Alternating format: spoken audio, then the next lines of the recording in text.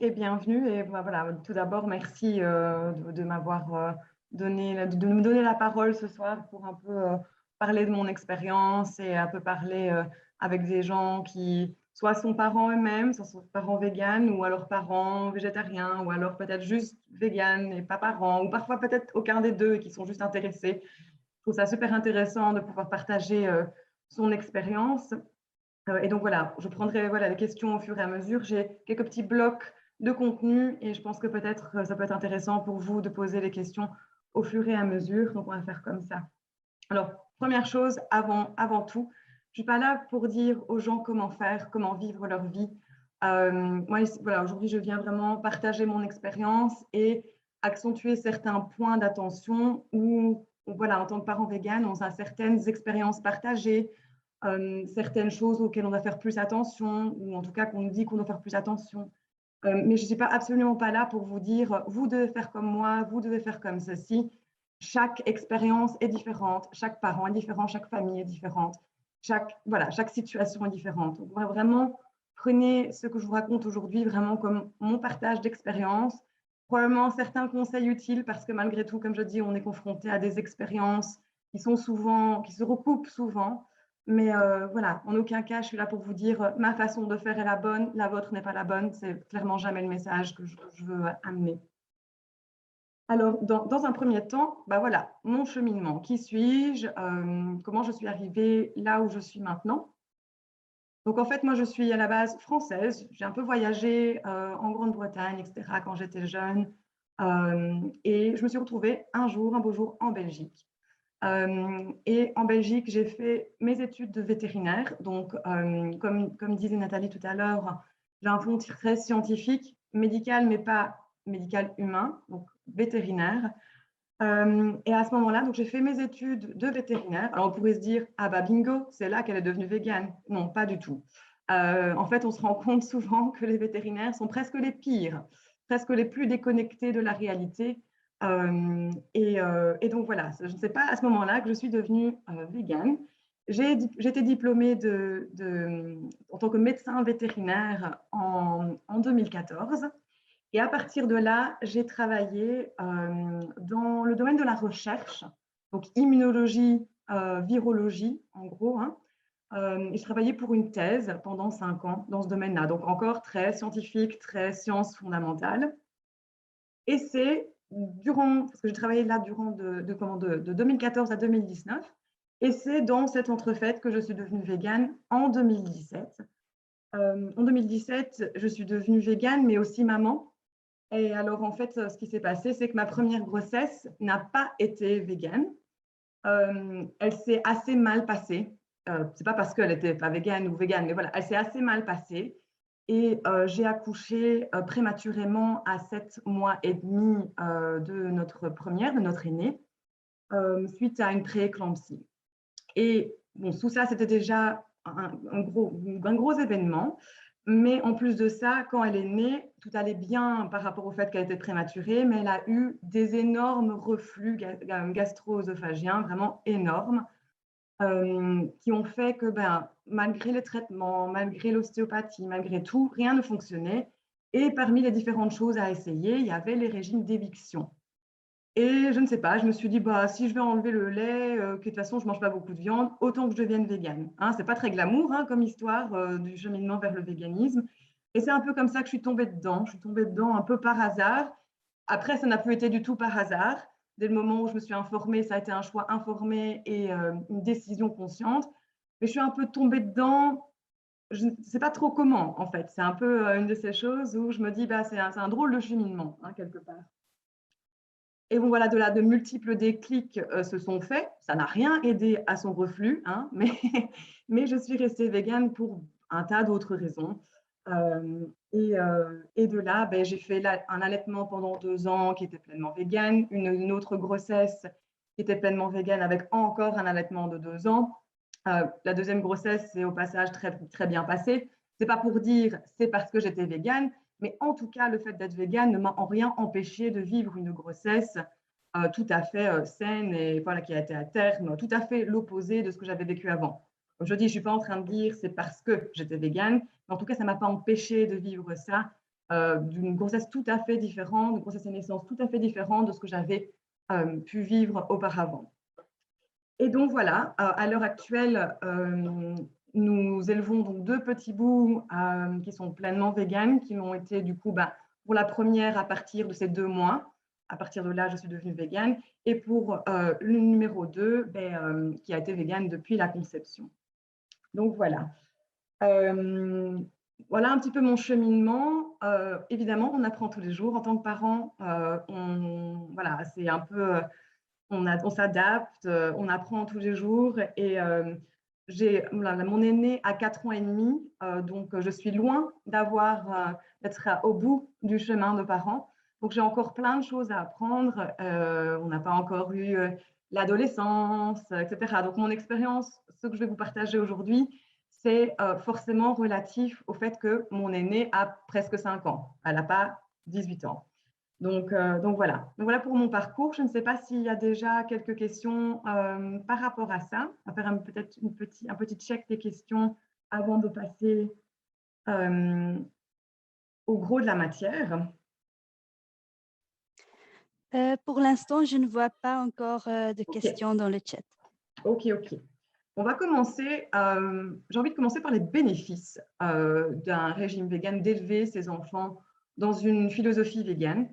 Parce qu'on parle souvent des points négatifs, on est tout le temps en train de dire il faut faire attention à ça, il faut faire attention à ça, exclusion sociale, machin, on parle tout le temps des points négatifs, mais ce n'est pas si souvent que ça qu'on s'arrête et qu'on pense vraiment aux points positifs, aux choses chouettes dans le fait d'avoir une famille végane. Et pour moi, on identifie, j'ai un peu regroupé les avantages en 3 catégories. Donc, la première, c'est pour moi la cohérence philosophique, tout l'aspect plus abstrait. Ensuite, des bienfaits sur la santé, parce que comme je dis, on parle tout le temps de il faut faire attention à ça, il faut faire attention à ça, mais il y a aussi des bienfaits, il y a aussi des choses auxquelles on doit faire moins attention. Et voilà, et ça, on n'en parle pas souvent. Et alors aussi, les bénéfices environnementaux. Forcément, on a des enfants, on a envie qu'ils soient dans un monde plus vivable, au plus vivable possible, même si on sait que malheureusement, les conditions sont ce qu'elles sont.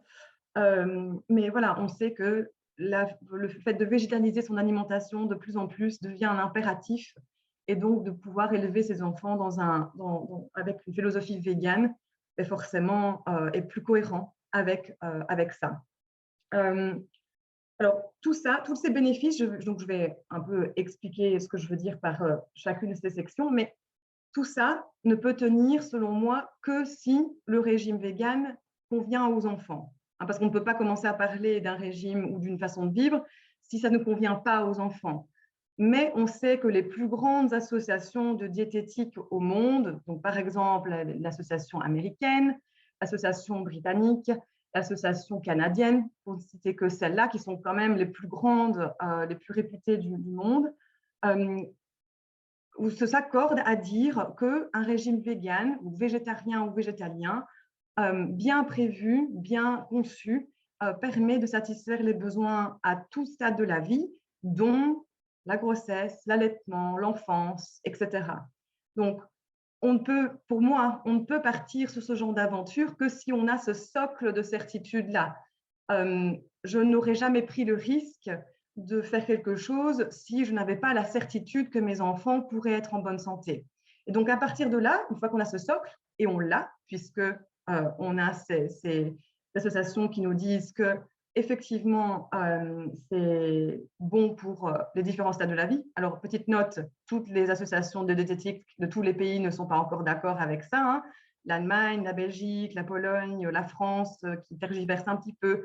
Voilà, tout le monde n'est pas à 100% dedans, mais pour moi, celles qui ont le plus d'influence, en tout cas, le sont. Et donc, à partir de ce moment-là, c'était pour moi, en tout cas, un socle suffisant pour pouvoir s'appuyer dessus.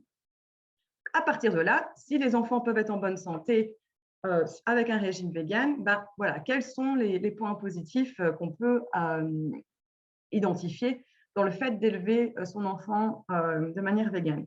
Alors pour moi, probablement le plus important, c'est vraiment le fait qu'on est en cohérence philosophique par rapport à ses convictions. selon moi, alors je sais que chaque personne est différente, donc ça ne veut pas dire que ce que je dis, c'est la stricte vérité. Mais pour moi, il y a vraiment un avant et un après quand on devient végane. Il y a vraiment un déclic qui peut se faire au niveau de sa conscience. Et donc, c'est difficile, en tout cas pour moi, de concevoir d'élever mon enfant autrement. Une fois que ce déclic s'est fait, j'aurais vraiment, vraiment eu du mal à me dire, ah ben, il faut maintenant quand même que je donne de la viande à mon enfant, par exemple. Donc, pour moi, ça donne vraiment une cohérence par rapport à sa philosophie, de pouvoir élever son enfant en bonne santé tout en respectant ses convictions philosophiques qui sont quand même hyper importantes. Voilà, enfin, en tout cas pour moi personnellement, hyper importantes. Et aussi, je trouve que ça donne une certaine cohérence philosophique parce que ben, la plupart de nous éduquons nos enfants contre le racisme, dans la non-violence, etc. Et le fait d'être végane s'inscrit vraiment bien dans cette optique-là, puisque ben, c'est plus facile d'expliquer à son enfant pourquoi il ne faut pas être raciste quand on leur explique aussi pourquoi il faut être sympa avec toutes les espèces. Pourquoi un chien ne vaut pas plus qu'un cochon, bah dans ce cas-là, c'est facile de leur expliquer pourquoi tous les êtres humains sont aussi sur le même pied d'égalité. En tout cas, pour moi, je trouve que c'est très cohérent. Ça permet vraiment d'éduquer son enfant de manière logique. Alors ensuite aussi, il y a quand même quelque chose qui, moi, me semble important, c'est que le fait d'élever son enfant dans une philosophie végane, donc dans le fait d'être respectueux de tous les êtres vivants, il y a aussi le fait que c'est quand même plus proche de la nature de l'enfant. On apprend aux enfants à voir les animaux d'une certaine manière, donc selon une hiérarchie. On leur apprend que ben, dans nos yeux, le chien, dans nos yeux, c'est-à-dire occidentaux, que le chien vaut plus qu'un cochon et que du coup, on peut manger le cochon, mais le chien, ça ne le fait pas trop.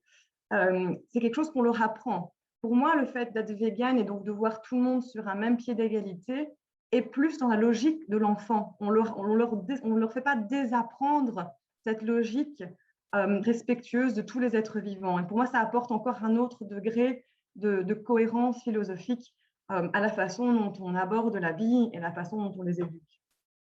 Ensuite, je trouve qu'un point assez intéressant aussi, c'est que oui, c'est vrai, ils seront probablement peu de véganes dans la classe, ou peut-être le seul, ou voilà, c'est clair et net. Mais d'un autre côté, je trouve que ça éveille à la différence, puisqu'ils sont quelque part dans la différence, ça peut permettre d'amener des conversations intéressantes sur le fait d'être différent, que voilà, eux sont véganes, quelqu'un d'autre va avoir une autre différence, leur voisin de droite aura des cheveux bleus, ben voilà, chacun est différent à sa manière. Et pour moi, le véganisme est une façon de leur apprendre ça. Alors, je ne fais pas ça pour ça, mais je veux dire, c'est un côté positif, c'est que ça leur montre que oui, eux aussi peuvent être différents et que ce n'est pas forcément une mauvaise chose. Je relis mes petites notes pour être sûre que je n'ai pas oublié quelque chose. Ah oui, un autre point que j'avais identifié qui me semble intéressant, c'est que souvent, le fait d'élever son enfant dans un mode de vie vegan va ouvrir aussi à d'autres réflexions. Donc, notamment au niveau environnemental, souvent, on va plus se poser la question du zéro déchet, ou on va peut-être aller plus vers les langes lavables, ce genre de choses. Et je trouve ça fort intéressant. Ça ouvre, c'est un peu un passage vers aussi un tas d'autres réflexions qui peuvent être vraiment positives pour la famille ou pour l'impact environnemental. Enfin, voilà, je trouve ça vraiment intéressant aussi de ce point de vue-là. Alors, au niveau de la santé, donc ça, c'était la première chose pour tout ce qui est cohérence philosophique. Ensuite, les bienfaits sur la santé. Alors, on va parler après un petit peu de certains nutriments auxquels il faut faire plus attention. Mais ce que souvent on oublie, c'est qu'en fait, il y a certaines choses qui sont en fait plus abondantes ou moins abondantes dans l'alimentation végane classique par rapport à d'autres types de régimes qui en fait confèrent un point positif en fait au régime végane. Donc, par exemple, typiquement, un régime vegan moyen va être plus riche en fibres qu'un régime omnivore. Et bon, bien qu'il ne faut pas surcharger les tout petits avec des fibres parce que la densité calorique est importante, mais néanmoins, le fait d'avoir une certaine teneur en fibres est intéressant pour la santé digestive, le fait de ne pas avoir de constipation chez les petits, etc. Donc voilà, ça c'est par exemple un point où en moyenne, on doit faire moins attention que dans un régime omnivore. Et ça, on n'en parle pas souvent, c'est qu'on focalise beaucoup sur les choses qui manquent, mais on ne parle pas forcément des choses qui sont plutôt positives. De la même manière, les régimes véganes, en moyenne, sont plus pauvres en acides gras saturés que les équivalents en régime omnivore. Et on sait que certains acides gras saturés sont liés à des effets pas top au niveau santé, donc notamment au niveau cardiovasculaire. Donc voilà, c'est aussi quelque chose à dire, bah, top, super, il y a quand même des effets positifs, on va dire constitutifs du régime vegan. Et certes, on doit faire attention à certaines choses, mais il y a aussi vraiment des points forts au fait d'avoir une alimentation végane enfin, voilà, dès le plus jeune âge. Et je trouvais ça intéressant aussi de noter que certaines études montrent même que une certaine alimentation au jeune âge peut impacter l'apparition, enfin en tout cas statistiquement l'apparition de certaines maladies plus tard dans la vie. Donc par exemple, il y a des études qui montrent que la consommation plus intense de fruits et légumes chez les enfants pourrait diminuer le risque de démence ou de maladie d'Alzheimer plus tard dans la vie. Donc voilà, il y a des effets probablement à long terme positifs du fait d'avoir une alimentation végane, et je trouve que ça vaut le coup de s'arrêter et de célébrer ça un petit peu, parce qu'on entend beaucoup du négatif, mais pas toujours du positif. De la même manière, on sait que la pathogénie, donc c'est-à-dire les mécanismes impliqués dans le développement d'une maladie, donc au niveau cardiovasculaire, mais certains facteurs de risque de développement de la maladie cardiovasculaire par la suite dans la vie sont déjà développés dans l'enfance. Il y a certaines études qui montrent même que les plaques, par exemple, d'athérosclérose, peuvent déjà se former chez les enfants. Donc, une alimentation qui va être constituée d'une certaine manière peut aider à mitiger ces risques. Et voilà, je trouve que c'est fort intéressant de se poser une seconde sur les points positifs qui existent voilà, sur le régime vegan. Ensuite, il y a voilà, de manière clairement exponentielle, on est en train de se rendre compte de ça, les bénéfices environnementaux. Au moment où moi je suis devenue végane, il y avait déjà pas mal d'informations là-dessus, mais j'étais quand même assez précautionneuse dans mon utilisation de l'environnement comme argument, parce qu'il y avait encore à boire et à manger, je trouve, à l'époque. Mais depuis, il y a encore plus de preuves qui s'accumulent et vraiment qui tendent à dire qu'il faut que les alimentations se végétalisent, et ce de manière impérative, puisqu'il semblerait que si on devait faire une seule chose, si on devait faire un seul effort, ça serait celui qui aurait le plus d'impact sur notre empreinte écologique. Et donc, voilà, clairement, on a fait des enfants, ce n'est pas pour qu'ils vivent dans une poubelle où ils ne savent plus respirer, où ils meurent de chaud. Donc, clairement, on a tous envie qu'ils aient un monde vivable, et le fait de végétaliser leur alimentation est quelque chose, et un outil presque à l'heure actuelle inévitable, incontournable, pour qu'ils puissent vivre dans un monde à peu près correct à l'avenir. Donc, des changements vont être impératifs, vont être imposés d'une façon ou d'une autre. Il va falloir changer les habitudes. Et donc, pour moi, le fait de les habituer dès leur plus jeune âge, de leur apporter les habitudes, parce qu'on est quand même fort influencé par ce qu'on a fait quand on était petit, déjà leur instaurer ces habitudes-là sera pour eux très bénéfique à l'avenir, parce que ça demandera beaucoup moins d'efforts de changer, enfin, ils n'auront rien à changer, ou alors très peu. Je suis en train de regarder pour être sûre. Oui, voilà. Pour moi, ça, c'est vraiment les bénéfices principaux liés au fait d'élever ses enfants de manière végane. Alors, j'ai aussi juste beaucoup parlé de l'alimentation. On sait que le fait d'être végane ne se limite pas qu'à l'alimentation. On sait que ça aussi, au niveau de la façon dont on choisit de consommer de manière plus globale, donc le fait de ne pas porter de cuir ou ce genre de choses. Je me suis rendu compte que j'en ai pas parlé, mais voilà, évidemment, ces choix se transposent aussi au niveau d'autres aspects dans la vie. Et voilà, je pense que j'ai fait le tour des bénéfices que j'ai identifiés. Je ne sais pas s'il y a des petites questions avant de passer à la suite. Pour l'instant, je ne vois pas de questions, mais peut-être je vais laisser un peu de temps pour les personnes qui veulent encore écrire leurs questions dans le chat. Peut-être une question que nous recevons souvent, c'est, vous avez parlé du fait que les enfants rencontrent aussi des autres personnes qui ne sont pas véganes. Et parfois, on a des difficultés à expliquer parce que on explique aux enfants pourquoi, étant parents, nous avons choisi de ne pas manger des animaux. Et parfois, c'est difficile d'expliquer que d'autres enfants mangent des animaux sans faire un certain jugement. Oui. Est-ce que vous avez des conseils? Oui, alors ça, c'est effectivement hyper compliqué. On est toujours dans le processus d'apprentissage, hein, parce que comme je dis, la plus grande a moins de 5 ans, mais c'est vrai que c'est hyper compliqué d'expliquer, de conscientiser, tout en ne rentrant pas dans le jugement et dans le blâme de l'autre. Pour moi, le plus important, c'est de rester dans le factuel, c'est de rester sur le fait que certaines personnes font un choix, posent un certain choix, et qu'il est différent d'une autre, qu'on estime qu'il faut poser le choix qu'on pose pour telle et telle raison, et que voilà, chacun est sur sa propre trajectoire. Nous, c'est ce qu'on essaye de dire au plus possible, parce que notamment notre plus grande, quand à un moment donné on rentrait dans les magasins, regardait dans les paniers des autres et disait ah, de la viande, c'est quoi ça? Enfin, d'une manière genre, ils ne devraient pas avoir ça dans leur panier. Et c'est vrai que c'est difficile d'expliquer sans dire bah, c'est pas bien de prendre de la viande, c'est hyper compliqué.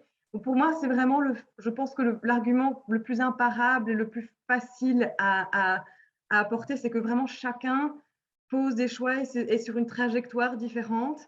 Et voilà, nous, on estime que ça, c'est le mieux à faire, mais tout le monde ne pense pas comme nous. Donc, j'ai aussi envie de dire, oui, tu as raison, il ne devrait pas avoir de la viande. Mais voilà, et je pense qu'ils ne comprennent pas tout à fait quand même, hein, malgré tout qu'on leur dise ça, mais, parce qu'ils ils se disent, mais il faudrait qu'ils ouvrent les yeux aussi. Mais voilà, pour moi, c'est le plus important, c'est de dire, voilà, eux, ils font comme ça. Voilà, on voudrait qu'ils fassent différemment, mais ce n'est pas notre vie. Donc, on n'a pas le contrôle sur leur choix. Je pense qu'accentuer le fait qu'on n'a pas le contrôle sur ce que les autres font est peut-être la clé pour expliquer ça de manière plus sereine. Ok, merci, c'est clair. Mais, mais ça apporte Euh, à plein de situations compliquées, hein, ça. oui. Je vois qu'il n'y a pas encore de questions, donc je Oui, propose de continuer. oui. Alors, par la suite, donc là maintenant, on va aborder les points d'attention. Là, comme j'avais dit, on commençait par le positif. Là, on va aller un peu plus sur, pas les points négatifs, mais en tout cas les choses qu'on doit avoir dans notre radar. Euh, et là, j'ai encore divisé en 3 sections en me disant que ça rendrait les choses plus claires. La première étant la nutrition.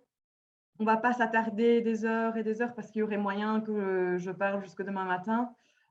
Mais juste pour un peu rappeler peut-être certains nutriments qu'on doit avoir dans notre radar, surtout quand on élève des enfants.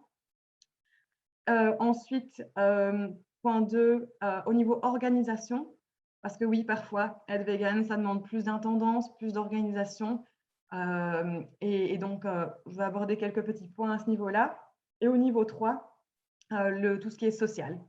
Parce que là aussi, bah voilà, la question que vous avez posée est typiquement quelque chose qui rentrerait dans cette section-là, c'est qu'il y a des challenges sociaux liés au fait d'être une famille végane. Et, et voilà, on va parler de ça. Donc, au niveau nutrition, pour commencer, j'aurais voulu mentionner les nutriments voilà, auxquels il faut faire plus attention chez les enfants, en commençant vraiment de manière très importante sur le fait qu'il faut que la densité calorique de ce qu'on apporte à nos enfants soit suffisante. Parce que le fait d'être vegan, on va, comme je disais, naturellement avoir plus de fibres. Et d'une certaine manière, un peu plus de fibres est une bonne chose, mais on peut avoir vraiment trop d'une bonne chose. Et les fibres n'apportent pas d'énergie en tant que telle. Donc, si on surcharge le tube digestif beaucoup plus petit que le nôtre avec des fibres et pas l'énergie, les autres nutriments dont ils ont besoin, ça peut poser problème et on peut avoir des soucis pour arriver à avoir assez de calories, assez d'énergie pour couvrir les besoins en alimentation. Donc, pour moi, vraiment, le point de départ, c'est la densité calorique de la ration auquel on doit faire attention. On doit vraiment s'assurer qu'on a assez d'énergie pour rencontrer les objectifs de croissance et de développement de nos petits.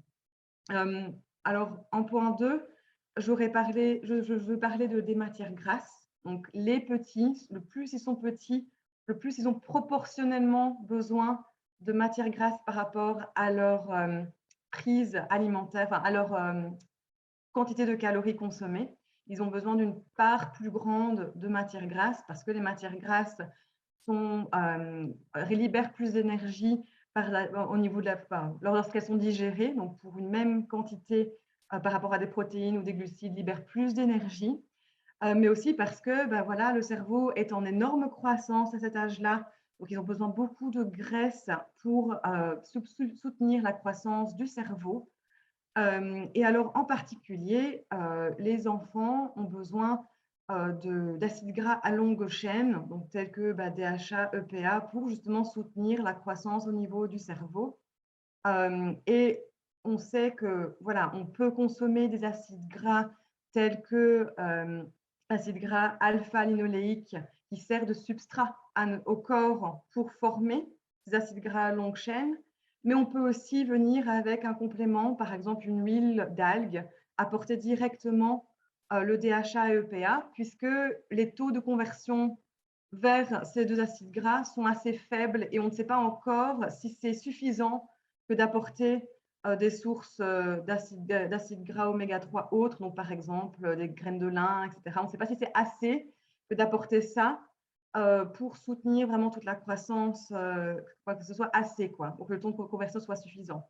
Donc moi, j'aurais tendance à dire, voilà, apporter une petite huile avec des acides gras oméga 3 longue chaîne peut vraiment être quelque chose de rassurant au minimum pour les parents pour être sûr d'avoir assez de ces acides gras dans l'alimentation.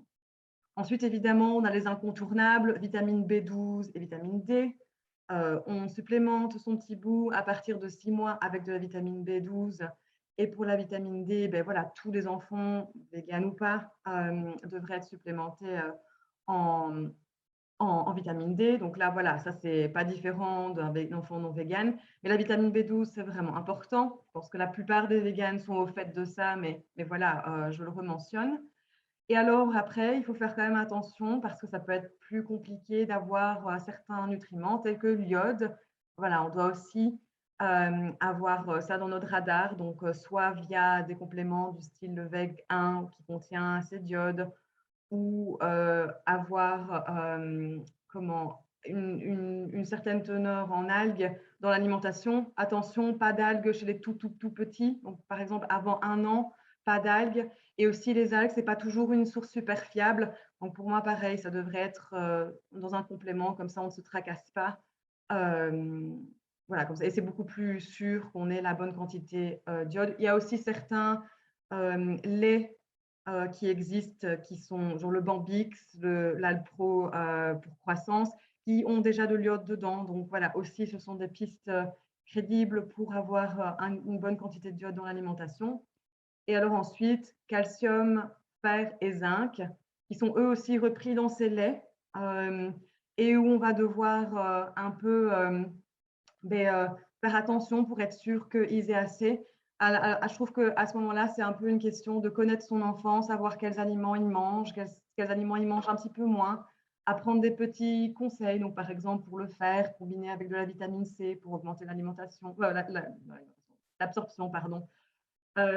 Et si nécessaire, vraiment, je pense qu'il ne faut pas avoir peur des compléments quand vraiment, par exemple, les enfants traversent des phases un peu difficiles, vraiment qu'on se sent complètement dépassé, ne pas avoir peur de donner des compléments ou pas avoir peur de ces laits, par exemple, on donne des Bambix, Alpro, qu'on peut donner à partir de 1 an pour se sécuriser dans la façon dont on alimente son enfant. Vous aurez remarqué que je n'ai pas parlé des protéines parce que chez les petits, en fait, leurs besoins sont assez, somme toute, réduits. Enfin, je veux dire, c'est pas difficile de couvrir les besoins en protéines, surtout chez les tout petits. Les besoins sont assez faibles. Et donc, si on arrive à amener assez de calories à l'enfant, il devrait avoir assez de protéines. Ça, c'est surtout vrai chez les petits. Normalement, on ne doit pas trop se tracasser à ce niveau-là. Mais pour moi, voilà, les calories, B12, D, la matière grasse, iode, calcium, fer, zinc, c'est là où on doit avoir un peu plus sur notre radar et surtout en fonction des habitudes alimentaires de nos enfants. Et évidemment, chaque cas va être différent. Et alors, dans la nutrition, j'ai aussi inclus comment je fais pour aborder ça avec mon pédiatre, avec mon médecin. Est-ce que je dois assurer un suivi? Est-ce que je dois faire une prise de sang tous les X? Et là, pour moi, il n'y a pas de bonne ou mauvaise réponse. Je pense qu'il faut trouver un professionnel de la santé avec qui on peut parler franchement, qui sait qu'on est végane, mais qui est ouvert à ça. C'est pas toujours facile de trouver des professionnels de la santé qui sont pas dans le jugement, mais il y en a, heureusement. Nous, personnellement, on a eu juste du bol, complètement de la chance, de A à Z. C'est pas le cas de tout le monde et franchement, solidarité pour ceux qui ont des commentaires pas sympas de leur médecin, etc. Parce que franchement, ça ne doit pas être facile à entendre. Et voilà. Mais je pense qu'il ne faut pas arrêter d'essayer de trouver quelqu'un qui puisse nous entendre et pas toujours nous balayer sur il faut qu'il prenne de la viande, il faut qu'il prenne du lait, avec quelqu'un avec qui on peut vraiment dialoguer, qui est peut-être pas parce que voilà, tous les médecins ne savent pas super bien, mais qui est au moins ouvert à la discussion et ouvert au fait d'apprendre. Moi, ça, c'est vraiment important. Nous, nos médecins, ceux on a eu, comme je dis, on a eu vraiment de la chance, mais ils n'étaient pas informés spécialement. Ils le sont devenus maintenant, avec le temps, beaucoup plus. Mais au début, quand on a été chez eux, ils n'étaient pas informés. Mais par contre, ils étaient super ouverts au dialogue et nous ont pas jamais fait culpabiliser, jamais dit qu'on devait faire différemment. Et voilà. Et alors, pour ce qui est d'un suivi, nous, personnellement, on fait le choix de faire une prise de sang tous les ans. Et donc, voilà, on essaye vraiment de faire ça pour être tranquille. Je pense vraiment, c'est plus pour être sûr qu'on fait les choses au mieux possible. Alors oui, on sait bien, les prises de sang ne sont pas parfaites, elles n'identifient pas tout. Par exemple, au niveau du calcium, voilà, on ne sait pas dire tout à partir d'une prise de sang, etc. Ce n'est pas parfait, mais ça permet au moins d'être sûr sur certaines choses, que ça se passe bien. Mais voilà, chaque enfant est différent, chaque situation est différente.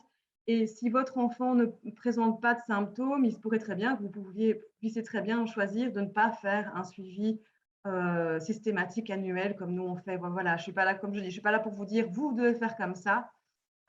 Voilà, nous on fait comme ça parce que ça nous rassure et que si jamais on venait nous attaquer à un moment donné, on peut au moins dire, on essaie de faire ça rationnellement et de manière suivie avec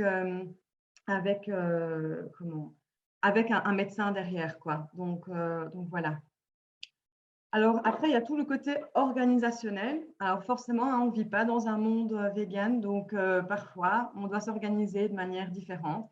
Et tout le monde ne prend pas en compte nos besoins à ce niveau-là.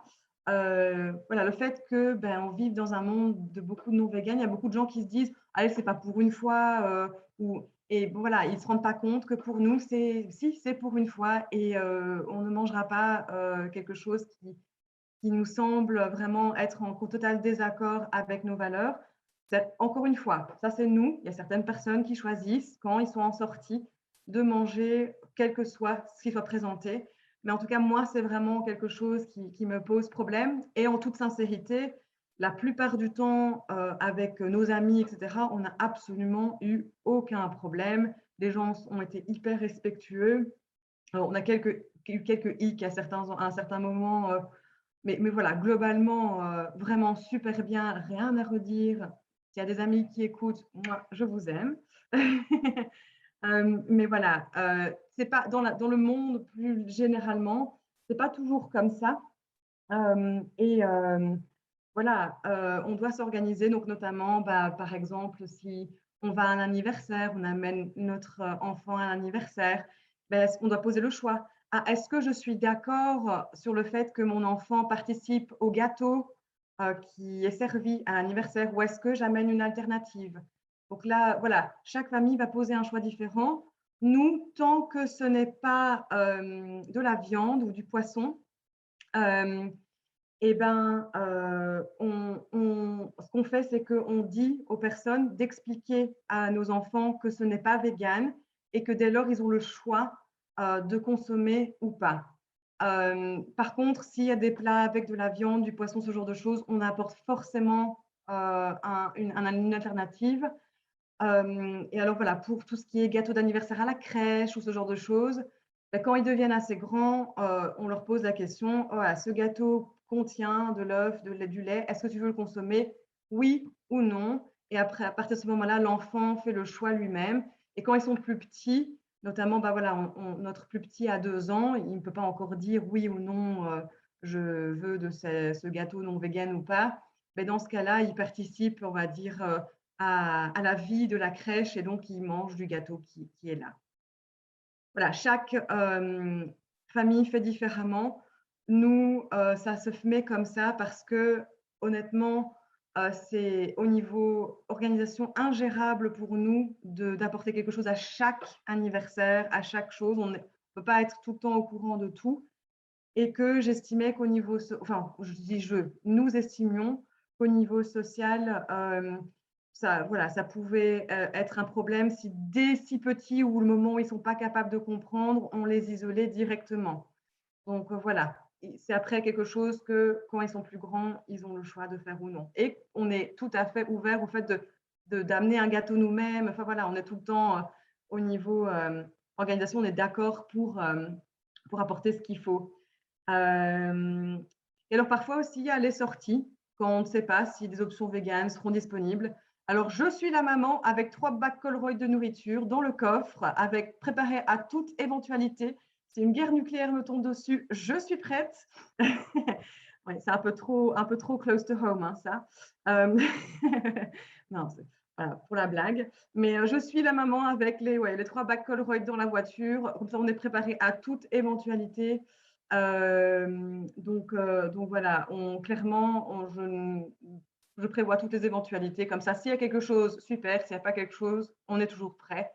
Je pense que pour ne pas se stresser de trop, je trouve ça bien d'être préparé. Pour moi, c'est moins stressant d'être sûr que tout est prêt. Et puis, s'il y a ce qu'il faut, on fait avec. Et s'il n'y a pas, ben voilà, on est prêt. Et voilà, et les enfants ont ce qu'il faut. Et voilà, je pense que chaque famille va trouver son équilibre, mais une fois qu'on a l'habitude d'être en sortie et qu'on a ces choses incontournables qu'on amène à chaque sortie, au niveau organisation, c'est pas trop prise de tête. Donc voilà, moi je sais qu'à chaque sortie, j'ai les biscottes pain de fleurs, j'ai des pancakes que j'ai fait, j'ai des fruits, j'ai des noix, j'ai certaines choses que j'amène systématiquement avec nous et comme ça ne m'occupe pas trop de place au niveau mental. Et je sais que les enfants ont toujours un truc qu'ils aiment bien manger et qui leur apportera des bonnes choses en chemin si jamais il n'y avait rien de possible au niveau vegan, au niveau consommation. Ça, c'est pour l'organisation. Encore une fois, je n'ai pas mentionné, mais crèche et école, on a eu super du bol du début à la fin. Donc, nos enfants étaient dans 2 crèches différentes. La première, parce on a déménagé à quelque part d'autre. C'est du pur bol parce que on a pris les crèches qui étaient qui étaient le proche de chez nous et qui étaient disponibles. C'est pas qu'on est rentré là en disant, enfin voilà, on a vraiment eu de la chance. C'était pas dans nos critères, il fallait juste qu'on trouve quelque part. Et on a trouvé à chaque fois des gens qui étaient prêts à cuisiner vegan sur place. On n'a jamais dû rien fournir. Enfin, on est hyper, hyper, hyper béni à ce niveau-là. Euh, et franchement, bah, voilà, encore une fois, ce n'est pas le cas de tout le monde. Donc, il y a certaines personnes qui vont devoir soit amener, et certaines crèches ne sont pas d'accord au fait qu'on amène parce qu'au niveau ASCA, ça pose problème. Et oui, là encore, voilà, grande solidarité parce que ça doit être encore tout à fait autre chose au niveau organisation que ce que nous, on vit parce qu'on a été super bénis au niveau des crèches et écoles, on n'a pas de problème. Au niveau école aussi, les écoles dans lesquelles notre grande a été n'ont pas de repas chaud. Donc, de toute façon, c'est boîte à tartines ou thermos. Donc, pareil, là, ça ne pose pas problème puisqu'on fournit la nourriture nous-mêmes. Si jamais il y avait repas chaud, bah, je pense qu'on fournirait de toute façon. la nourriture, parce qu'il y a quand même toujours la possibilité d'amener sa nourriture. Donc, dans ce cas-là, on ferait quand même comme ça. Mais oui, on a eu un peu un parcours hyper facile de ce côté-là. J'ai bien conscience que ce n'est pas le cas de tout le monde et qu'il y a certaines personnes qui ont beaucoup plus de challenges à ce niveau-là. Alors ensuite, il y a le côté social. J'ai un petit peu quand même abordé au fur et à mesure, mais voilà, l'histoire de crèche et école. Par exemple, quand il y a un anniversaire à la crèche, est-ce que je laisse mon enfant consommer le gâteau qui a été préparé avec des œufs et du lait ou pas? Et là, il n'y a pas de bonne ou mauvaise réponse. Moi, ma réponse, c'est que, surtout quand ils sont tout petits et qu'ils ne comprennent pas, je pense que c'est important de les laisser faire, mais je comprends tout à fait le parent qui dit non, moi je ne veux pas ça et donc j'amène l'alternative. Pas vraiment aucun jugement, on fait tous comme on peut, du mieux qu'on peut. euh, et voilà. Alors après, il y a dans la famille et les amis, le côté social. Bah, voilà, nous, on n'a pas tellement de soucis parce que bah, quand on va chez les gens se démènent pour cuisiner vegan. Et si pas, quand ce n'est pas le cas, comme ça a été quelquefois le cas, ben, on amène nos affaires et ça passe comme une lettre à la poste. On n'a jamais eu vraiment de soucis à cause de ça. Aussi, il faut savoir que nos enfants, ce n'est pas le cas de tous les enfants, mais sont très routiniers. Ils aiment bien ce qu'on mange à la maison. Dès qu'on va à l'extérieur, il faudrait qu'on mange la même chose qu'à la maison. Donc, en fait, ça les arrange bien qu'on amène à l'extérieur ce qu'on mange à la maison parce qu'ils ne sont pas toujours très expérimentaux avec ce qui est à l'extérieur. Probablement parce qu'ils sont petits toujours, mais ça changera peut-être à l'avenir. Mais en fait, presque, ça les arrange en fait, qu'on amène des choses de la maison parce que comme ça, ils savent ce que c'est et ils ne sont pas trop dépaysés. Enfin, surtout qu'avec le Covid, on a été encore plus à la maison, donc ils sont encore plus casaniers qu'avant. Mais donc voilà. Alors ensuite, il y a toute l'histoire de l'enfant qui veut copier ses camarades, donc qui veut, bah, je ne sais pas, mais avoir un sandwich jambon fromage. Donc par exemple, une fois, notre grande était revenue de, de l'école en disant ah moi aussi je veux un sandwich jambon fromage. Alors voilà, je pense que là il y a moyen de trouver des parades en disant ben voilà, je vais te faire un sandwich jambon fromage mais vegan. C'est ce qu'on a fait. En fait, elle s'est rendue compte que c'était pas tellement son truc finalement, qu'elle voulait faire comme les autres, mais qu'au final, bon, c'était plus pour faire comme les autres et pas tellement au niveau gustatif. Et puis à la fois suivante, elle a demandé de retourner à ce dont elle avait l'habitude, elle. Voilà, clairement, à l'avenir, probablement qu'on sera confronté à des situations où l'option végane ne satisfera peut-être pas. Et dans ce cas-là, nous, la façon dont on fonctionnera, c'est que ben, si elle mange quelque chose à l'extérieur, si ils, tous les deux, mangent quelque chose à l'extérieur qui n'est pas végane, c'est entre guillemets hors de notre contrôle. C'est le choix qu'ils posent eux. Mais par contre, à la maison, ce sera que vegan. Donc, clairement, je n'achèterai pas, en tout cas, je n'envisage pas à l'heure actuelle d'acheter du fromage ou du jambon qui ne soit pas vegan. Et voilà, c'est tout ce subtil jeu entre ben, avoir assez de contrôle et lâcher du contrôle. Hein, c'est vraiment pas facile. Et on a beau se dire, ouais, je suis prêt à ce que mes enfants posent leur choix tout seuls et s'ils mangent de la viande, je serai OK. Ouais, non, en fait, c'est super difficile. Tout ça, c'est très théorique. Et voilà, c'est tout un fin jeu à trouver l'équilibre entre les deux. Alors, ben, parfois aussi, les challenges sociaux ne sont pas toujours avec les non-véganes, en fait. Parfois, c'est avec les autres véganes. Et enfin, voilà, si on a une alimentation, par exemple, avec des enfants qui ne veulent pas consommer autre chose que des simili industriels ou ce genre de choses, je pense qu'on peut être confronté à beaucoup de jugements de la part d'autres véganes. Quand on voit parfois les posts que certaines personnes postent sur des groupes véganes, si c'est un produit industriel et qu'on voit parfois le retour de flamme que les gens se prennent, je peux imaginer qu'on doit vraiment, enfin voilà, on peut être confronté à du jugement, parfois même pas tant des non-véganes, mais des challenges sociaux dans la communauté végane elle-même. Et à ça, j'ai envie de dire, vous faites le mieux que vous pouvez pour votre famille. C'est parfois difficile de se prendre ce genre de jugement dans la face, mais personne n'est à votre place et ne fait, enfin voilà, personne n'est là pour, ne devrait pouvoir vous dire ce que vous devez ou vous ne devez pas faire. Si votre enfant mange d'une certaine manière et que ça vous permet de vivre votre vie et de couvrir ses besoins, ben voilà, c'est tout quoi.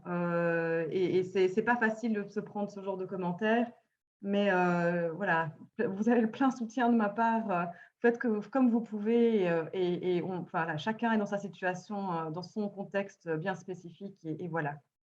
Et alors parfois, il y a aussi des challenges sociaux. Donc j'ai un peu mentionné l'histoire des médecins. Et là, j'avais envie de partager une anecdote qui est, je trouve, assez illustrative. C'est quand elle avait 3 ans, notre aînée s'est fracturé le fémur. Alors, ça a été toute une histoire. Il fallait qu'elle soit hospitalisée pendant un nombre de semaines assez long, etc. Et mon premier réflexe en tant que parent vegan, c'était oh, non. Déjà, est-ce que j'ai pas causé ça? Et de deux, qu'est-ce que je vais dire au médecin? Comment est-ce qu'on va aborder les choses? Oh là là, ça va être l'enfer. On va me dire que c'est de ma faute. Bla bla bla bla bla. Et bon, déjà, première chose, son papa s'est fracturé le fémur au même âge, en étant complètement pas végane, donc non. Donc ça, c'était à moi de me réargumenter avec moi-même. Et deuxièmement, eh ben, en fait, j'ai été très agréablement surprise parce que, encore une fois, je ne sais pas si on a juste eu de la chance ou s'il y a de plus en plus de conscientisation, mais on n'a pas du tout été attaqué, on a été questionné de manière vraiment positive. Donc les médecins auxquels on a eu affaire ont été curieux, hein, plutôt qu'autre chose. Ils ont vu que j'étais pas fermée, sectaire et que j'étais prête à entendre s'il y avait des contributions. Et du coup, ça s'est très, très bien passé, étonnamment. Bon, à l'hôpital, leur façon de la nourrir, c'était 1 litre de Alpro Growing Up à chaque repas. C'était tout ce qui… Donc, j'ai géré l'alimentation en hôpital. Ça, c'est un autre commentaire. Mais en tout cas, ce que j'imaginais être une montagne au niveau challenge social avec les médecins, c'est avéré être beaucoup, beaucoup moins grand. Donc, encore une fois, est-ce que c'est une question de chance? Est-ce qu'il y a quand même des choses qui bougent? J'espère qu'il y a quand même des choses qui bougent là-dedans.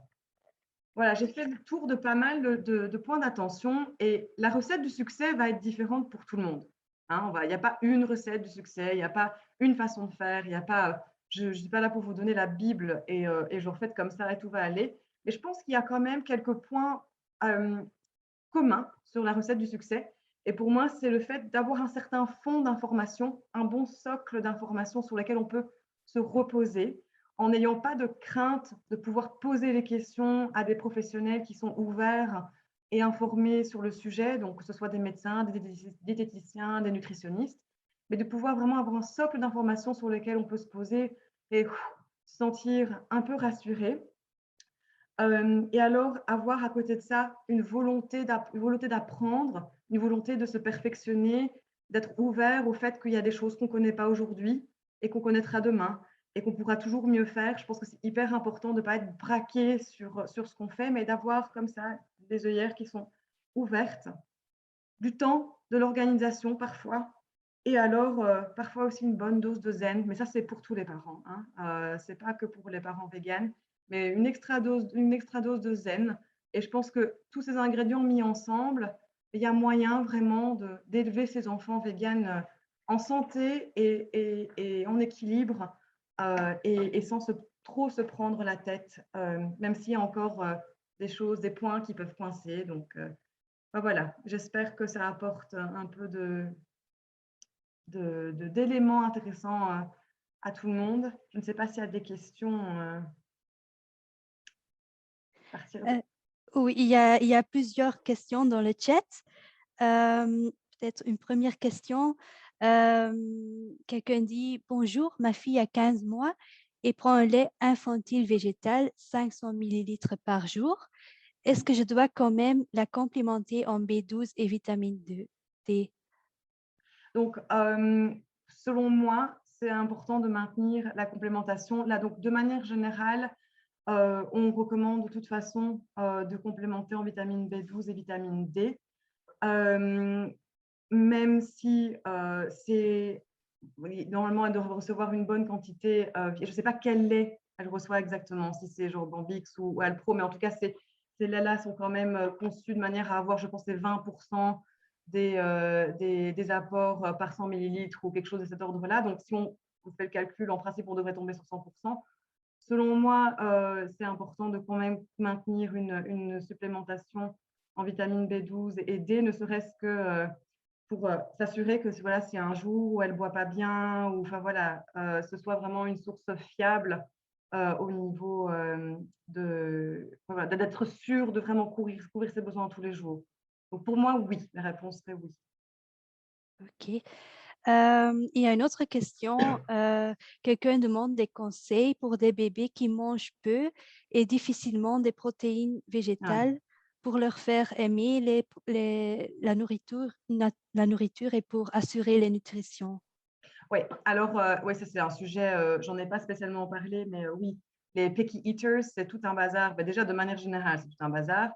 En fait, bah, justement, je sors un post, parce que j'en ai pas parlé, mais j'ai commencé un média social bah, il y a à peu près 2-3 mois qui s'appelle Plantifemme Science et où je partage justement des infographiques sur ce genre de sujet.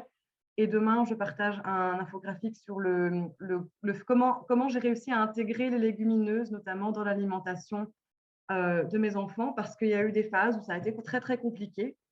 Et alors, bah, du coup, j'ai ça fraîchement en tête, hein, c'est pour ça que je dis ça. Mais notamment, pour moi, un des gros outils qu'on utilise, c'est la soupe mixée. En fait, il y a vraiment une période où notamment mon aîné, aux alentours de 2 ans et demi, 3 ans, et mon plus jeune fait la même chose, où les légumes et les légumineuses, c'est pas trop ça. Et donc, j'ai trouvé plein de façons de les faire consommer de manière à ce que je sois sûre qu'ils en aient au moins une certaine portion tous les jours. Donc, je donne une soupe mixée et je la rends assez épaisse pour que ce soit aussi dense que possible. Comme ça, même s'ils prennent un petit volume, ça permet de quand même apporter assez bien de légumes et de légumineuses. Donc, on fait ça tous les soirs avant le repas. Comme ça, avant même de commencer, ils ont au moins eu un petit peu de légumes et de légumineuses. Alors, il y a bien des jours où ils ne la consomment pas, mais le fait d'avoir maintenu ces habitudes jour et jour et jour après jour, en moyenne, on s'en sort bien et ils mangent leur soupe à peu près sans problème, sauf là, genre par exemple ce soir, typiquement, c'est le soir de l'enfer. et, et voilà, bah, voilà. Donc, mais pour moi, ça c'est vraiment un truc qui a permis de garder ma santé mentale et de faire en sorte qu'ils consomment assez bien de légumes et de fruits. Ensuite, bah, j'ai envie de dire un truc qui marche assez bien, c'est de trouver des substituts. Donc, par exemple, pour les pâtes, il existe des pâtes aux lentilles, de lentilles ou des pâtes de pois chiches ou des pâtes, bon, en général, c'est lentilles ou pois chiches, ou remplacer les feuilles de lasagne par des lasagnes de lentilles jaunes ou les cracottes de pain des fleurs, donner celles aux lentilles, aux pois chiches, au quinoa. Il y a aussi, moi, je suis devenue la chef de faire des desserts à base de haricots et de légumineuses. Donc, les brownies aux haricots noirs, les cookies aux haricots blancs, la cookie dough de pois chiches. Il y en a partout. Peut-être essayer des recettes de ce genre-là, des pancakes avec de la farine de pois chiches dedans, de la farine de lupin. Enfin voilà, essayer un petit peu différentes recettes jusqu'à peut-être trouver des choses qu'ils aiment bien pour pouvoir pallier à ces moments où ils ne mangent pas super bien et voilà, pouvoir quand même apporter les bonnes choses qu'apportent les légumineuses et les légumes. Je réfléchis un petit peu. Ouais, il y a aussi, je pense, ne pas avoir peur hein, de ces laits infantiles de style Bambix et Alpro qu'on peut donner à partir de 1 an. Il y a eu des phases, en toute sincérité, des phases où c'était notre filet de sécurité à fond les ballons parce qu'on a eu des moments où nos enfants ne mangeaient rien du tout. Donc, par exemple, il y a à peu près 4 mois, notre plus petit a fait une gastro faramineuse et il n'a rien mangé pendant je ne sais combien de temps. Ah bah, il carburait au lait infantile parce que ça permettait de faire en sorte qu'il ait quand même quelque chose. Ce n'est pas l'idéal, mais on sait bien qu'on ne sait pas toujours faire les choses idéalement. Et, et voilà, je ne sais pas si aussi cette personne-là mange du soja, mais par exemple, le tofu, ça passe souvent bien chez les petits. Il y a moyen de faire plein de différentes formes de tofu, soit juste en cubes simples, ou alors avec l'huile de sésame, ou alors incorporé dans d'autres recettes. Euh, et voilà, il y a vraiment moyen de chipoter avec différentes formes, différentes façons de présenter. Et aussi un point important pour moi, c'est de continuer à exposer les enfants aux formes aussi simples. Euh, Par exemple, des chilis, des dalles, des couscous, de pois chiches. Continuer à exposer sur la durée parce que c'est très bien tout ce que j'ai expliqué avec le fait de les camoufler dans des trucs, mais il faut surtout pas oublier que c'est le fait de les voir à répétition qui va faire qu'ils vont avoir plus envie de tester, le fait de vous voir manger des légumes et des légumineuses avec plaisir, ils vont avoir statistiquement plus de chances d'avoir envie de manger ça. Donc pour moi, il y a vraiment deux pendants. Il y a le pendant essayer de trouver plein de façons dont ils aiment bien, où c'est un peu camouflé, et puis en même temps continuer à leur présenter sous des formes plus évidentes, de manière à ce qu'ils finissent à un moment donné par goûter, se rendre compte que c'est bon, voir que dans tel plat avec du curry j'aime bien, ou dans tel plat j'aime pas. Enfin voilà, présenter sous plein de formes différentes et ne pas perdre espoir. Je sais que parfois ça peut être très usant. Ça peut être très frustrant, préparer des trucs pendant des super longues durées, ils goûtent rien, et ils finissent par manger leurs tartines et boire leur biberon, et c'est tout. Mais je pense qu'il faut voilà, se dire qu'on est là en tant que parents pour le long terme. Donc, le plus on les expose, le plus on leur montre ces choses-là, le plus ils risquent d'exporter ces habitudes au long terme. Et c'est là qu'ils vont voilà, garder des habitudes positives. Et si vous avez la moindre crainte, si vous avez vraiment l'impression qu'ils ne mangent pas assez, qu'il ou elle ne couvre pas ses besoins, allez voir un médecin et discutez-en. Surtout ne pas avoir peur parce que on n'est pas tout seul et faire ça tout seul, ça peut vraiment faire peur, surtout si on a vraiment l'impression qu'on se stresse, etc. Et parfois, aller chez le médecin, en fait, permet de dédramatiser, parfois. Ou parfois, permet d'avoir les analyses nécessaires parce que vraiment, il y en a besoin. Mais voilà, ne pas avoir peur d'en parler aussi. Donc, j'ai beaucoup blablaté, mais il y a beaucoup de choses à dire sur ce sujet. Il y a vraiment beaucoup de choses à dire. Oui, merci pour ces réponses complètes. Euh, il y a aussi quelqu'un, Déborah, qui demande comment donner l'oméga 3 si l'enfant n'aime pas le goût de mer. Ouais, ouais, ça, on a eu le problème à un moment donné. Alors, tout un temps, on avait trouvé une oméga 3 qui était aromatisée au citron, mais c'était sur iHerb et on a arrêté de la prendre parce qu'avec les frais de douane, etc., c'était beaucoup trop. Je pense que c'était celle de Deva qui était aromatisée au citron. Il y a parfois moyen de trouver voilà, des alternatives au niveau goût qui permettent de camoufler ce goût de mer parce que effectivement, ça passe pas chez tout le monde. Maintenant, après nous, ils se sont habitués, mais il y a quand même des périodes où ça a été plus ou moins facile. Et à ce moment-là, ce que je faisais, c'est que je mélangeais dans la soupe. Je ne le fais plus à l'heure actuelle, mais en fait, justement, cette fameuse soupe, là, notre super joker, eh ben, je mélangeais l'huile de quintessence, donc celle pour bébé ou pour enfant qui contient du coup le l'EPA et DHA. Je la mélangeais à la soupe pour que le goût de mer soit un petit peu dilué dans le goût de la soupe. Donc, ça peut peut-être être une piste. Il faut vraiment bien mélanger pour que ce soit bien homogène. Mais si la soupe est assez épaisse, ça permet de diluer et donc de faire en sorte que le goût soit moins prononcé. Peut-être qu'il y a moyen de mélanger aussi dans un risotto, ce genre de choses, mélanger dans des plats, du coup, de manière à ce que le goût soit plus aussi prononcé, quoi. OK.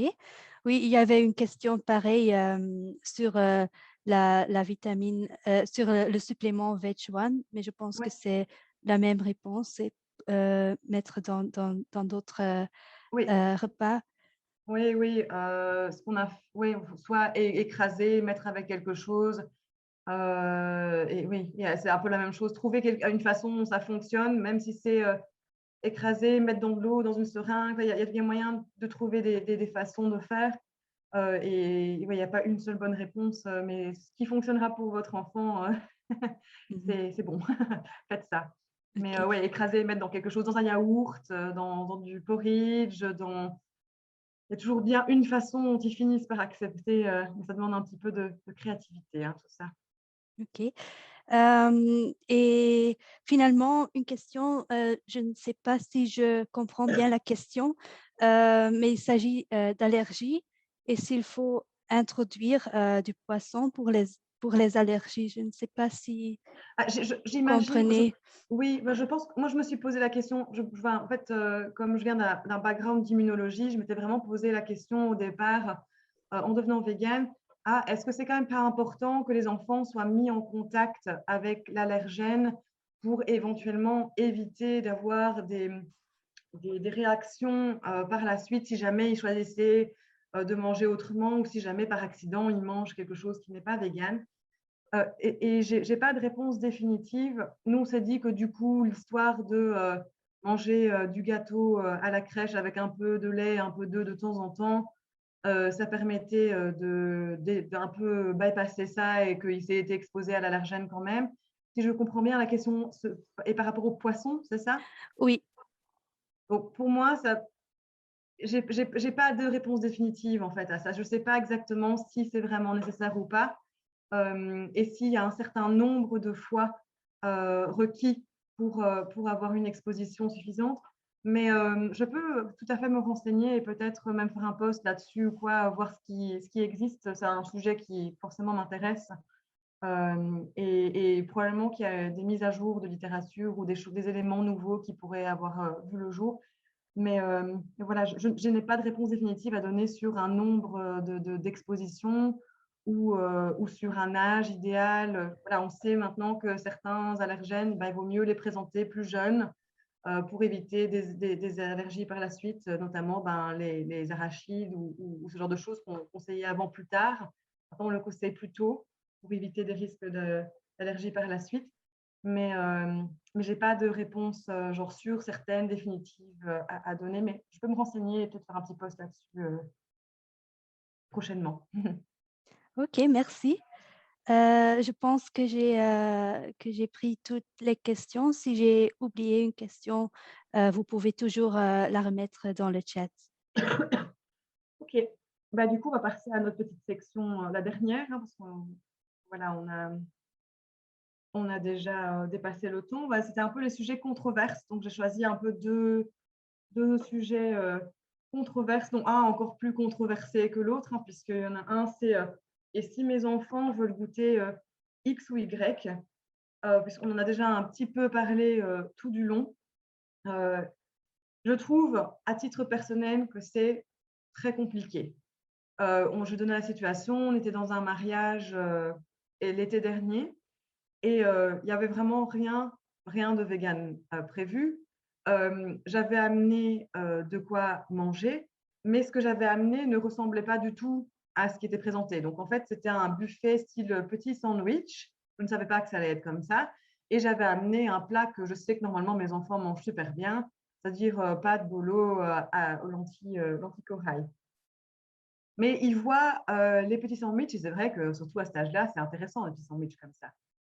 Il n'y avait vraiment rien de vegan. Le mieux qu'il y avait, c'était bêtement un morceau de fromage dans un pain. Et la plus grande voulait vraiment un pain comme ça. Et là, je me suis vraiment rendu compte que j'avais beau me dire que j'étais prête à dire c'est ton choix, j'étais complètement pas du tout en accord avec ce choix et que c'était hyper compliqué. Donc là, pareil, il n'y a pas de bonne ou mauvaise réponse. On a fini par la laisser choisir. Elle a pris un morceau, puis finalement, ce n'était pas son truc, donc elle l'a redonné à quelqu'un d'autre.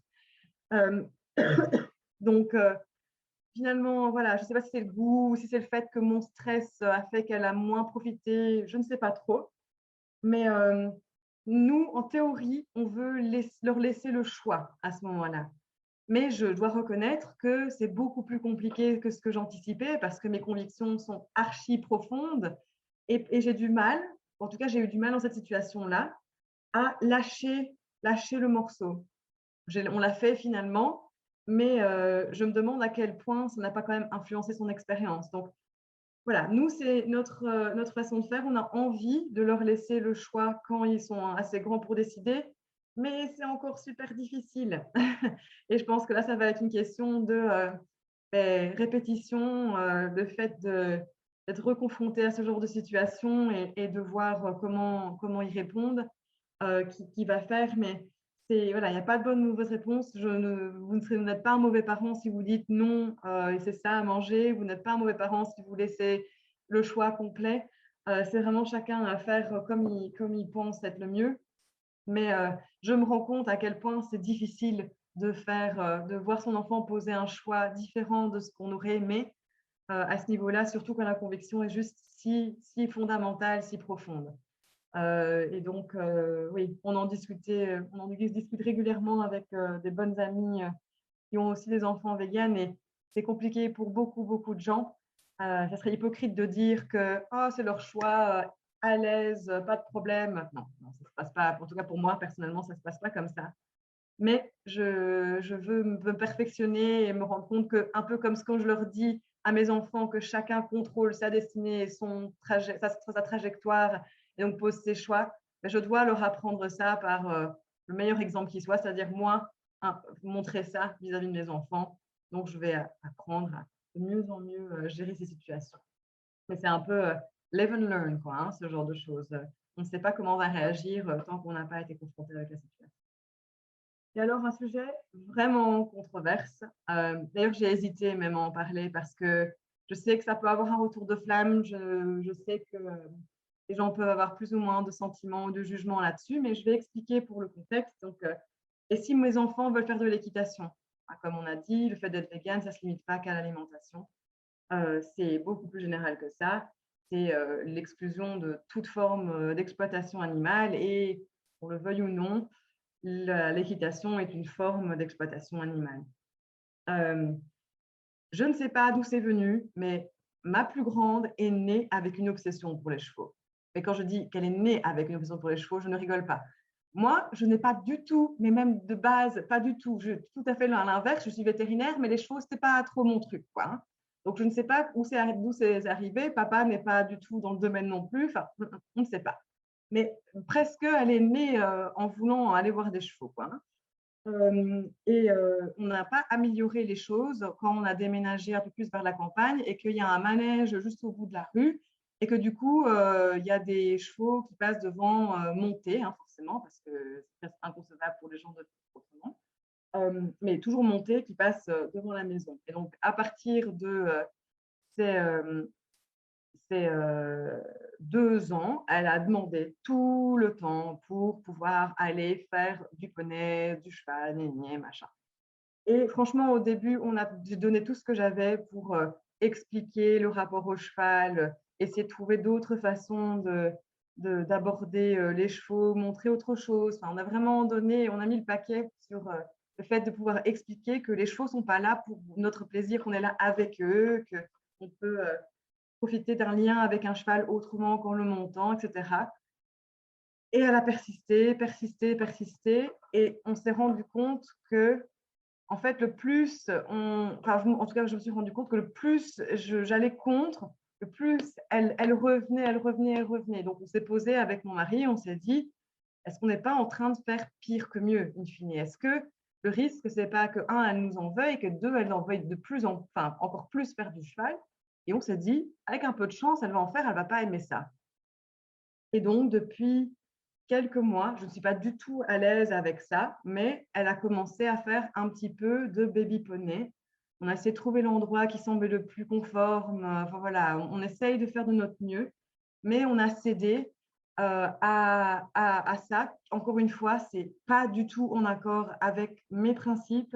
Je ne suis pas du tout à l'aise avec ça, mais on a posé ce choix en se disant, est-ce que c'est pas mieux de faire ça comme ça? Voilà, je sais, j'ai pas la bonne réponse, quoi. C'est clairement pas vegan, c'est pas du tout ce que je veux, mais on a choisi de faire ça comme ça. Donc là, pareil, je pense qu'il n'y a pas de bonne ou mauvaise réponse. On a aussi discuté de ça avec des amis et il y en a qui ont dit, voilà, moi, je ne laisserai pas faire. Il y en a qui disent, moi, je laisserai faire. Pas de bonne ou mauvaise réponse. Nous, on a choisi de laisser faire. L'avenir dira si j'estime que c'était toujours la bonne chose à faire ou pas. Euh, le fait est que personnellement, ça ne me met pas du tout à l'aise du tout. Mais encore une fois, c'est une question de sa trajectoire et la mienne. C'est pas la même, quoi. Donc, voilà. J'ai vraiment hésité avant de parler de ce sujet-là parce que c'est une chose de parler d'un gâteau d'anniversaire dont notre petit bout aurait un morceau. Et c'est tout à fait une autre chose de parler de ce sujet-là. C'est vraiment deux choses différentes. Et je suis vachement moins à l'aise avec celui-là qu'avec l'histoire du gâteau qui serait mangé. Donc, c'est un peu un côté vulnérable que je partage avec vous aujourd'hui. Voilà, c'est vraiment pas quelque chose qui me met super à l'aise, mais je trouve que c'est important qu'on parle de ces sujets-là parce que c'est des choses, des expériences auxquelles on peut être confronté. Et si personne n'en parle, ben, voilà, on reste tous un peu mal à l'aise dans notre coin. Et donc, voilà, je ne fais pas aujourd'hui en parlant parce que, voilà, peut-être que quelqu'un d'autre dans l'audience a eu, a ou aura ce cas-là ou quelque chose qui s'apparente à ça. Donc voilà, j'ai fait un petit peu le tour des sujets. J'espère que ça a pu vous apporter quelque chose. J'ai essayé de faire au plus court possible, mais il y a tellement de choses dont on voudrait parler que oui, voilà, ça a quand même pris un petit temps. J'espère que c'était clair pour vous et intéressant. Et si vous avez d'autres questions, surtout n'hésitez pas. Oui, d'abord, un très grand merci d'avoir aussi partagé quand même ces expériences parfois un peu difficiles, mais je pense comme vous qu'il est important d'en parler. Et je pense que c'est aussi un sujet reconnaissable pour beaucoup de parents. Je vois que quelqu'un écrit aussi que socialement, c'est difficile aussi les excursions aux zoos. Ouais. Donc, je pense que tous les parents, à un certain moment, doivent se poser des questions. Comment est-ce que je dois réagir? Qu'est-ce que je vais faire? Donc, c'est vrai que ce n'est pas toujours aussi simple Ouais, c'est d'avoir pas une tout noir, tout réponse. blanc, quoi. Oui, c'est C'est ça. pas. Ouais, Oui, tout à voilà. fait. Je ne vois pas beaucoup de questions, mais il y avait encore une question que je n'avais pas posée. Et c'était sur les calories. Quelqu'un demande d'en parler encore un peu OK, plus et si peut-être vous avez des idées de menus. OK. Euh, Alors pour les calories, donc déjà, je ne sais pas à quel âge on parle, donc c'est difficile de dire, mais je sais peut-être que le concept de densité calorique était peut-être pas assez clair, mais en gros, les petits ont des besoins proportionnels en calories qui sont plus importants que nous. C'est-à-dire que pour un poids beaucoup, beaucoup, beaucoup moins grand que nous, ils ont des besoins qui sont finalement proportionnellement peut-être à moitié moins. Voilà, ça dépend un petit peu de l'âge qu'on considère. Et ils ont aussi un tout petit estomac. En fonction de l'âge qu'on considère, ils ont vraiment un estomac tout, tout petit. Donc, on n'a pas envie de venir avec une quantité énorme de fibres surcharger leur estomac. Les fibres sont importantes pour un bon transit et c'est important. Mais on veut être sûr qu'on apporte des aliments qui soient suffisamment caloriques de manière à avoir assez pour soutenir la croissance et le développement de l'enfant. Donc, ça veut dire essayer, surtout chez les tout petits, d'apporter des éléments plus caloriques. Donc, par exemple, des beurres d'oléagineux, des pâtes d'oléagineux, donc des beurres d'amande, des beurres de cacahuètes, s'assurer qu'il y a toujours des aliments bien caloriques qui soient présents en plus des autres aliments du type, voilà, qu'on fait découvrir des légumes. Ça ne veut pas dire qu'il faut arrêter les légumes parce que c'est peu dense en calories, mais il faut s'assurer qu'on apporte assez, que ce soit via l'alimentation en solide et les boissons lactées, que ce soit le lait maternel ou les laits infantiles euh, végétaux. Dans le tout, on apporte à cette calorie. Je ne sais pas si c'est ce concept de densité énergétique qui n'était peut-être pas clair. Est-ce que c'est plus clair comme ça? Alors, au niveau exemple de menu, je reviendrai après dessus, mais je voudrais juste être sûre que c'était ça la question qu'il fallait réexpliquer. alors, j'attends un peu si je vois une réponse, mais je vois que certaines personnes sont déjà sorties, donc je ne sais pas si la personne qui a posé la question est encore présente. Euh, non, je ne vois pas de Ok. réaction. Je vais peut-être répondre du coup à l'histoire des menus. Là, comme ça, c'est voilà, un peu compliqué de vous juste sortir comme ça des menus qui seront satisfaisants au niveau calories. Mais voilà, peut-être que je peux donner un exemple de ce que mes enfants mangent sur une journée, peut-être 2 ans et 4 ans, pour donner un peu une idée. Donc, par exemple, donc la grande de 4 ans boit encore du lait Bambix parce qu'elle aime bien ça et que voilà. elle va en boire le matin un petit peu, ce n'est pas des quantités énormes le matin, et elle va manger des céréales, soit d'épeautre, soit de sarrasin, mélangées avec des graines mondées. Donc, je mets des graines de lin, des mélanges de la marque Linwood. Donc, c'est des mélanges graines de lin, graines de sésame, graines de courge, enfin voilà, graines de chia mondées, avec quelques graines de chanvre aussi. Et je mets un peu du lait dessus et elle mange ça comme ça. Elle a toujours adoré ça, c'est toujours bien passé. Ça passe beaucoup moins bien avec numéro 2, par exemple, le deuxième. Voilà, typiquement, elle, c'est son petit déjeuner. Quasiment tous les jours, il y a bien des jours où elle voudra des tartines ou un smoothie, mais ça, allez, quotidiennement, c'est à peu près ce qu'elle mange. Collation, le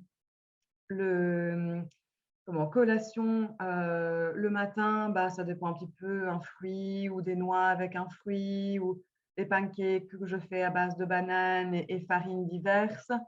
Après le midi, bah, si c'est un jour d'école, ben, elle va avoir soit un tupperware avec des restes de la veille, donc par exemple un dalle de lentilles ou un parmentier de lentilles ou une lasagne ou un couscous. Enfin, demain, par exemple, c'est dans sa boîte, c'est couscous.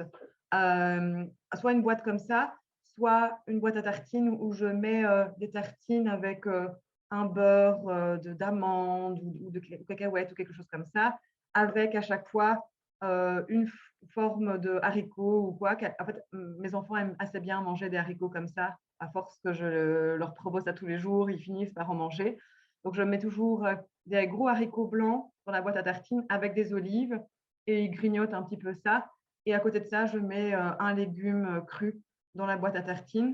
Donc, ça, c'est le midi. Et avec ça, de l'eau. Et souvent, je mets un fruit, mais souvent, en fait, ils ne sortent pas le fruit en même temps que la boîte à tartines, donc ils ne comprennent pas que c'est normalement pour le midi. Soit. L'après-midi, encore une fois, une collation de type fruits, compote, pancake, cracotte d'épeautre avec une nappée au chocolat, avec un petit peu de coco, enfin quelque chose comme ça. Et alors le soir, c'est vraiment très systématique, c'est soupe, donc soupe qui contient toujours une légumineuse, des légumes et la fameuse huile. Enfin, je ne la mets plus dedans maintenant, mais avant, je la mettais dedans. Le plat, donc voilà, ça peut être un tas de choses, mais je m'assure qu'il y ait toujours différents groupes alimentaires dedans. Et en dessert, on propose toujours un yaourt ou un fruit. Pour le plus petit, c'est à peu près la même chose, si ce n'est que les plats du midi, c'est fait par la crèche, mais c'est la même structure, hein, c'est une protéine, un légume, etc. À 4 heures, ils ont des fruits. Le soir, c'est exactement la même chose que celle de 4 ans.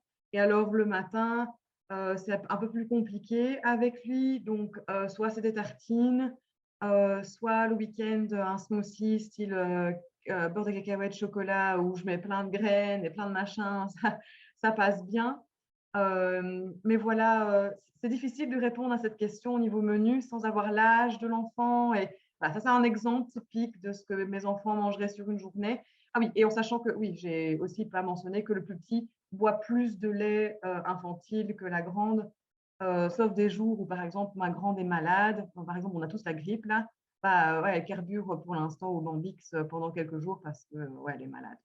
C'est bien qu'on n'a pas toujours de l'appétit quand on est malade. Mais voilà, je suis désolée si ça ne répond pas super bien à la question, mais je n'ai pas l'âge, j'ai pas, voilà. Et sortir un menu comme ça, c'est qui soit adéquat à plein de niveaux, c'est compliqué juste de vous déblatérer comme ça. Oui, J'espère que c'est ça ça. répond quand même. OK. Alors, un très grand merci pour la réponse. En tout cas, si quelqu'un a déjà a encore des questions, vous pouvez toujours les envoyer aussi par mail ou par nos réseaux sociaux et nous pouvons aussi envoyer les questions à Léa. Je pense qu'on peut terminer ici le webinaire. Un très grand merci à toutes les personnes qui ont participé et pour vos questions. Euh, et bien sûr, un très grand merci à Léa pour cette présentation très intéressante.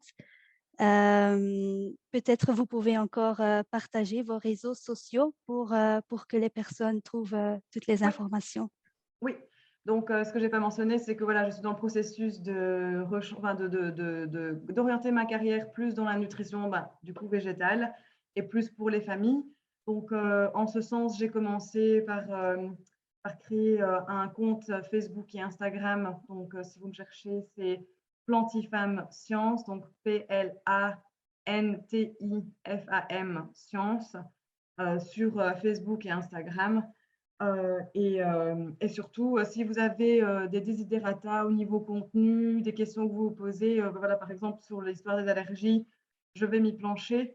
Je me ferai un plaisir d'apporter du contenu qui apporte des réponses concrètes à des questions que les gens auraient. Donc, surtout, n'hésitez pas à m'envoyer un message. Je me ferai un plaisir de répondre au mieux possible par des infographiques que j'essaie de faire au plus clair possible à toute question. Mais voilà, pour le moment, on en est là. J'espère après avoir un site et pouvoir commencer.